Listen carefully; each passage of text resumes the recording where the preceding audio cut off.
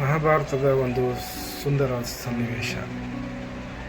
ಅರ್ಜುನ ಯುದ್ಧ ಮಾಡುವಾಗ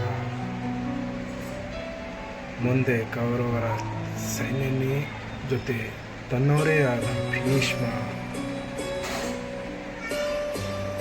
ಧೃತರಾಷ್ಟ್ರ ಪುತ್ರರು, ದುರ್ಯೋಧನ, ದುಶ್ಯಾಸನ, ಸಾಮಾನ್ಯರಾದ ಶಕುನಿ, ಇವರೆಲ್ಲರೂ ತನ್ನ ಬಳಗದವರೇ ಆಗಿದ್ದರೂ ಸಹ ಆ ಭೂಮಿಗೋಸ್ಕರ ಆಗಿರ್ಬೋದು, ಅದು ಸೆಕೆಂಡ್ರಿ. ಸೊ ಇದರಲ್ಲಿ ಏನು ಕೃಷ್ಣ ಈ ಥರ ಹೇಳ್ತಾನೆ, ತನ್ನವರೇ ಆದರೆ ಹಿಂದ್ಗಡೆ ಇದ್ದು ನಿನ್ನ ಸಪೋರ್ಟ್ ಮಾಡ್ತಾರೆ.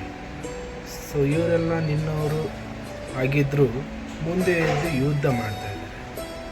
ಹಾಗಾದರೆ ತನ್ನವರೇ ಆದರೂ ನಿನ್ನ ವಿರುದ್ಧ ನಿಂತಾಗ ತನ್ನವರಲ್ಲ.